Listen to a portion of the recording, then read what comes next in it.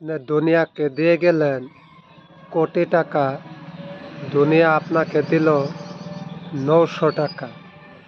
কারণ আপনার টাকা পয়সা আছে, ধন দৌলত আছে, কিন্তু মনে কখনোই সুখ নাই।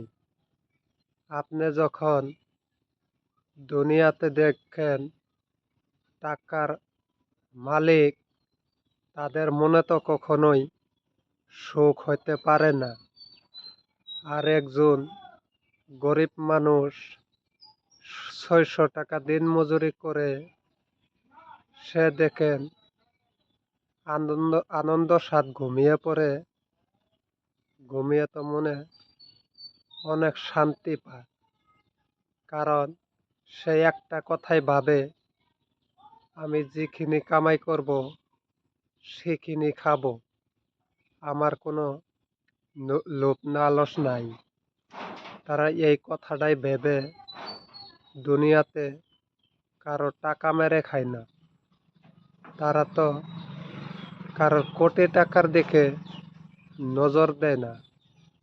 তারা একটা কথাই ভেবে থাকে, আমি 1 টাকা আমি কামাই করব, আমার 1 টাকাই সম্বল, এই 1 টাকার ভাগ আমি কাউকে দিতে পারবো না।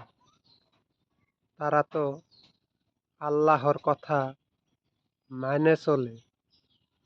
আর মানুষ তো কখনোই, যারা কোটি টাকার মালিক আছে, এই কথাটা কখনোই তারা ভাববে না। যাদের কোটি টাকা আছে, আপনারা খেয়াল করে দেখবেন, তাদের অভাব জীবনও দূর হবে না। পারে যদি আপনাকে চার দোকানে বসাইয়ে আপনার দায় খলাবে, তবুও তো আপনাকে খাওয়াবে না। তারা জানে 1 টাকা যদি গরিবে খেলেই আমার সেটাই বেহালালে যাবে। আর গরিব মানুষের আত্মা দেখবেন আছে পকেটে 100 টাকা, তবুও তারা বলবে আহেন চা খাই। তাদের আত্মা দেখেন। আর যাদের কোটি টাকা আছে, তাদের আত্মা দেখেন।